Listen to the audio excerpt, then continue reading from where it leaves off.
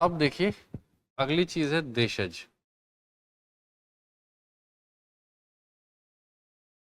देशज शब्द कैसे बनेगा? देश और प्लस ज। देश का मतलब लोग सोचते हैं कि अलग अलग देश है, देश का मतलब होता है स्थान।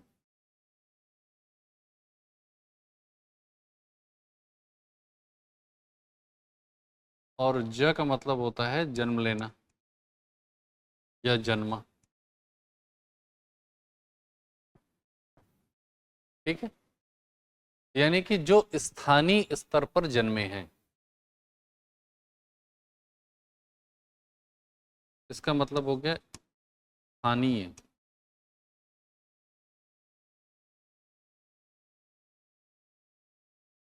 स्तर पर जन्मे। ठीक, तो ऐसे शब्द जो हिंदी में यूज तो हो रहे हैं, लेकिन उनके सोर्स के बारे में या उनके ओरिजिन के बारे में हमें कुछ नहीं पता कि वो कहाँ से आए हैं। बस लोकल लेवल पर उनका इस्तेमाल होता है। हो सकता है कि कल को कहीं कोई ट्रेसेस मिल जाएं और हमें पता चले कि वो इस भाषा से आया है या उस भाषा से आया है, तब तो ठीक है। लेकिन अभी फिलहाल कोई ट्रेसेस हमारे पास नहीं है। हाँ, इस्तेमाल हो रहा है। जैसे लोटा, खिचड़ी, खिड़की, डिबिया, तेंदुआ, इस तरीके के जो शब्द हैं, उन शब्दों को हम कहते हैं कि वो क्या है, लोकल लेवल पर यूज होने वाले शब्द हैं, देशज शब्द हैं। ठीक, तो अगर आपसे कहा जाए कि देशज शब्द की परिभाषा क्या है, तो देशज शब्द की परिभाषा है वे शब्द जिनके उत्पत्ति स्थल के विषय में कुछ भी ज्ञात नहीं है कि उनका जन्म कहाँ हुआ, किंतु वे स्थानीय स्तर पर प्रयोग में आ रहे हैं, उन्हें हम देशज शब्द कहते हैं।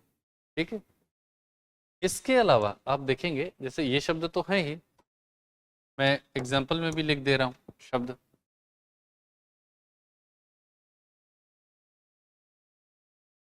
लोटा,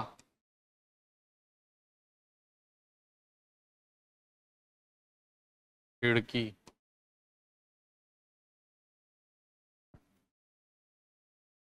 खिचड़ी,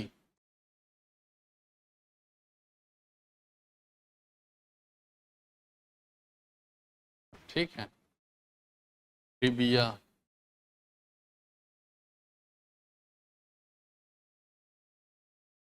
ऐसे बहुत शब्द हो सकते हैं।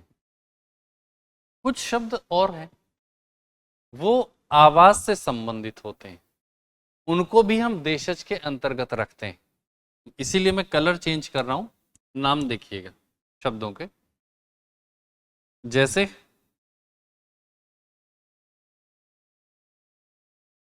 खर्राटा। ठीक है,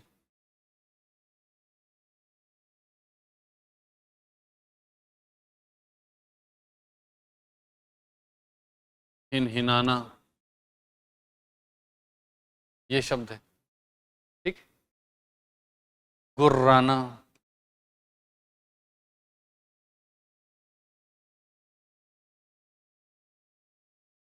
भिनभिनाना,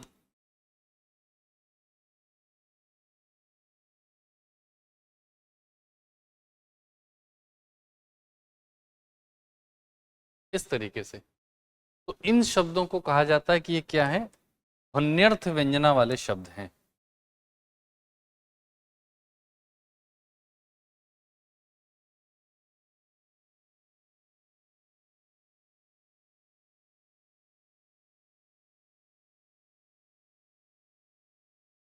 ध्यान से मेरी बात को सुनिएगा।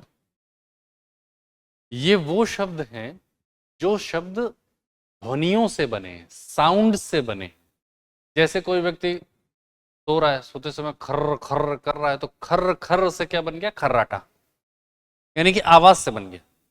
कोई घोड़ा है वो हिन कर रहा है, तो उससे क्या है, हिन हिनाना एक शब्द बन गया। कोई गुर्र गुर्र कर रहा है तो क्या हो गया, गुर्राना हो गया।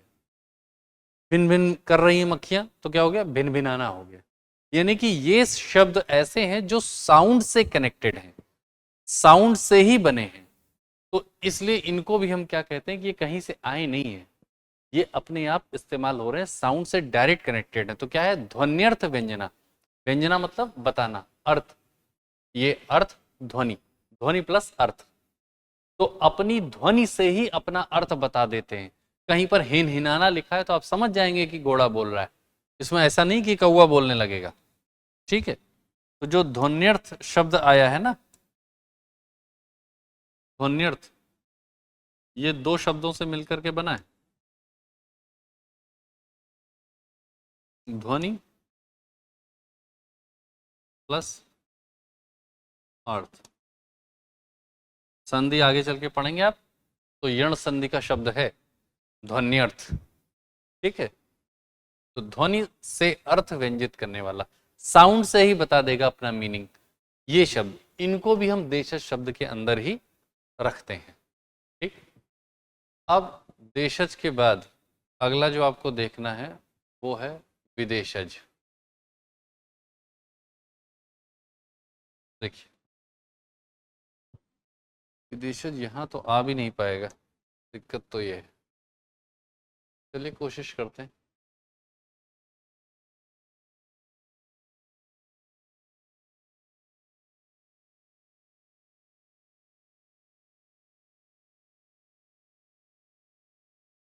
विदेशज, तो विदेशज का मतलब क्या हो गया,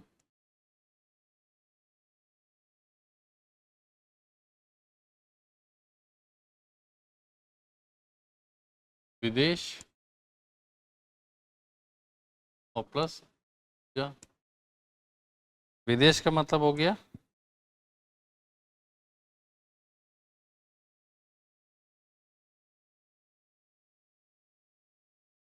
देश से बाहर,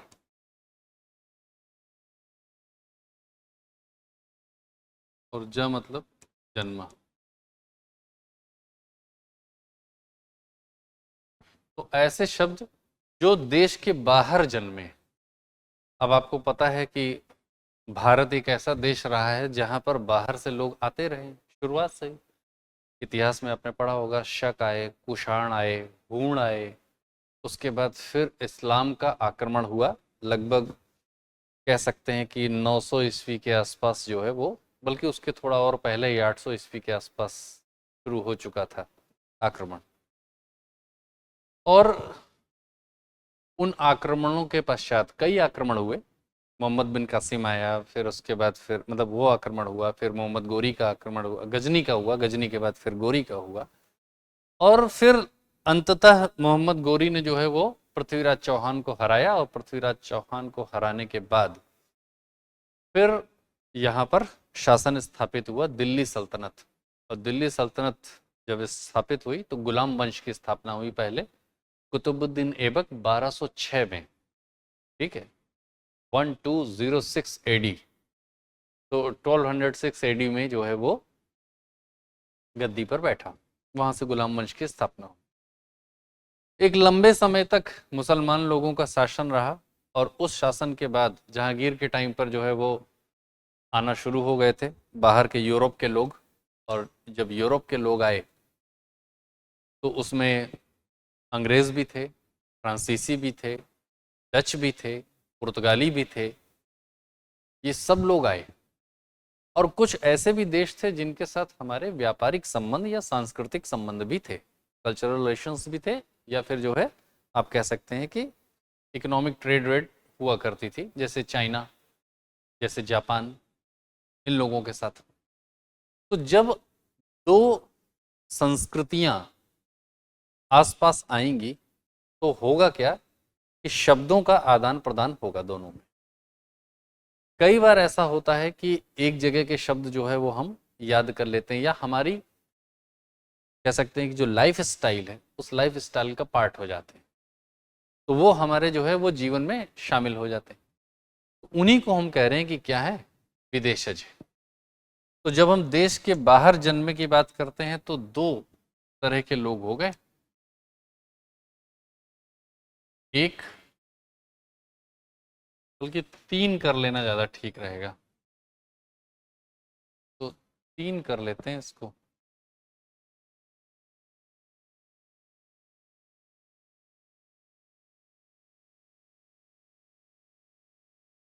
एक तो हो गया आपका अरबी फारसी परंपरा,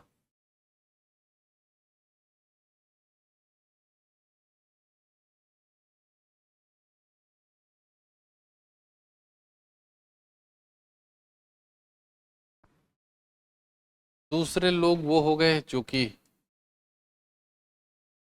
यूरोपीय परंपरा के थे,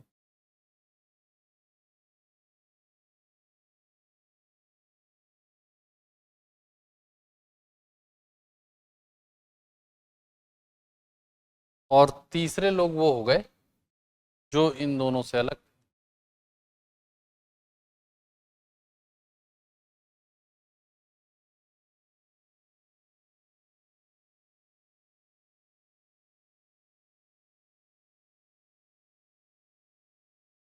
अन्य, ठीक है।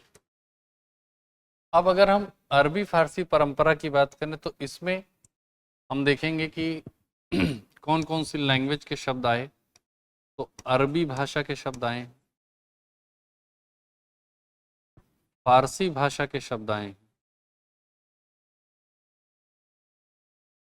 और तुर्की भाषा के शब्द आए।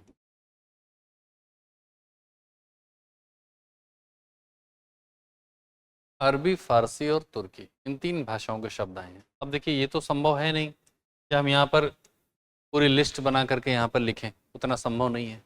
एक आध शब्द आपको बता दे रहे हैं, जैसे अरबी भाषा में आप देखें मुहावरा एक शब्द है, महत्वपूर्ण शब्द, मुहावरा, ये अरबी भाषा का शब्द है, ठीक। और आजकल एक बड़ी डिबेट चल रही है तो इसलिए मैं वो शब्द लिख दे रहा हूं, अल्लाह। आजकल ये डिबेट बहुत ज़्यादा है, अल्लाह। और फारसी में शब्द लिख रहा हूं मैं, आपको पहले भी लिखा हुआ है, बेगम, ठीक। और एक शब्द लिख दे रहा हूं फारसी का, खुदा।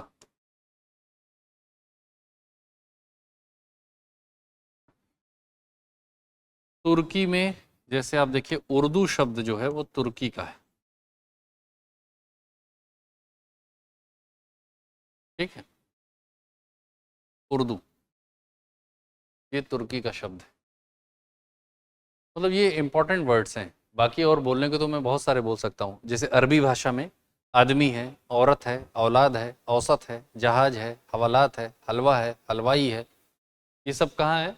अरबी में। ऐसे ही फारसी में बहुत सारे हैं, ठीक है।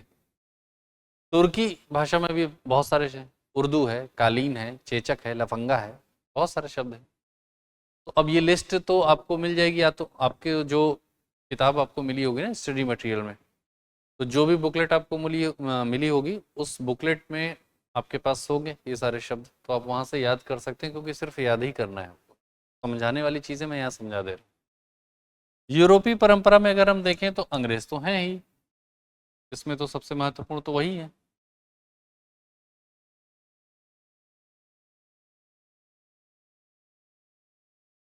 अंग्रेजी, अंग्रेजी के अलावा जो महत्वपूर्ण है वो है पुर्तगाली,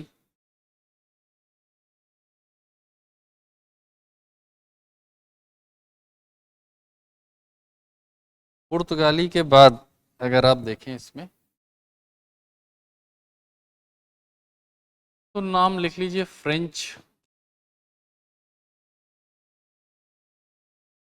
फ्रेंच के अलावा और आप लिख सकते हैं डच,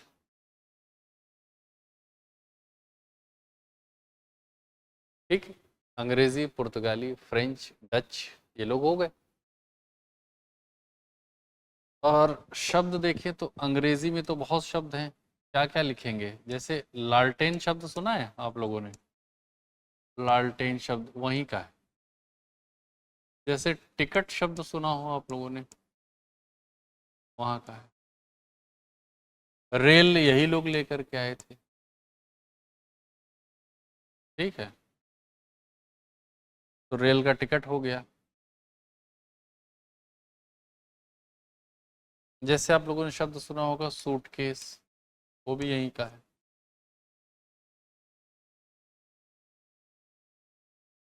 तो ऐसे बहुत सारे शब्द हो सकते हैं। पुर्तगाली में अगर आप देखें तो अलमारी, आलपिन, ऑलपिन नहीं होता है, आलपिन होता है ना, तो आलपिन। गोदाम, गोभी,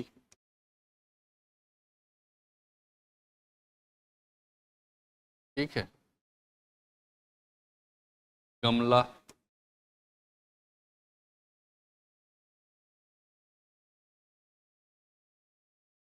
तो इतने लिख दिए, बहुत है।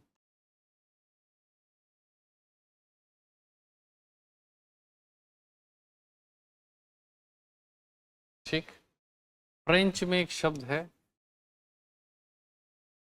रेस्टोरेंट।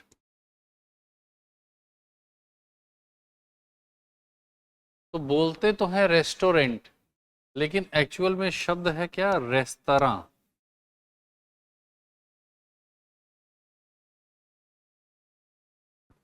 ऐसे ही डच में आप देख लीजिएगा, जैसे डच में शब्द है बम, और एक शब्द है तुरुप। तो ये जो शब्द आए हैं ये डच लैंग्वेज से आ जाते हैं, हालांकि उतना महत्वपूर्ण है नहीं डच में। बम।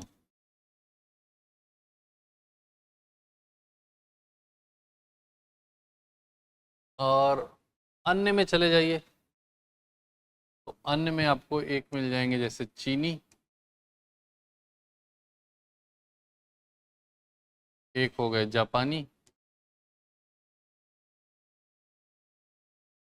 एक हो गई रूसी,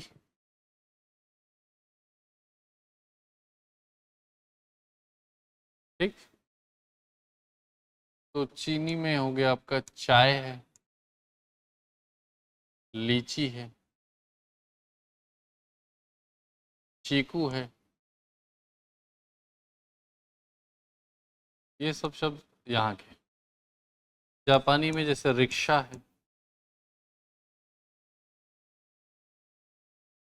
जैसे सायोनारा है,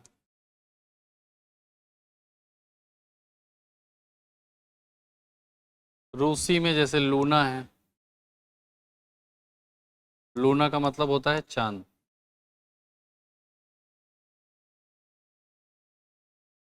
ठीक। ये वर्ड है, तो ये वहाँ का शब्द है लूना। सायोनारा का मतलब होता है गुड बाय। तो मैं मीनिंग लिख दे रहा हूँ, इंग्लिश में मीनिंग लिख दे रहा हूँ, जिससे आपको ये समझ में आ जाए कि किसको कह रहे हैं। मून, सायोनारा का मतलब होता है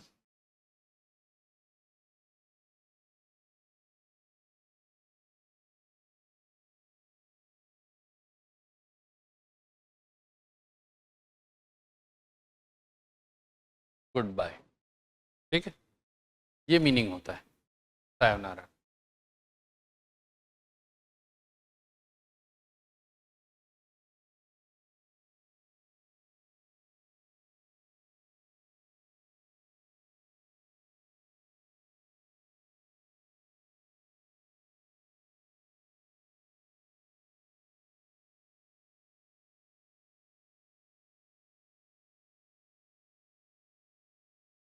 चलिए, तो ये समझ में आ गया होगा। अब इसके बाद देखिए, देशर विदेशर हो गए, उसके बाद क्या है, संकर।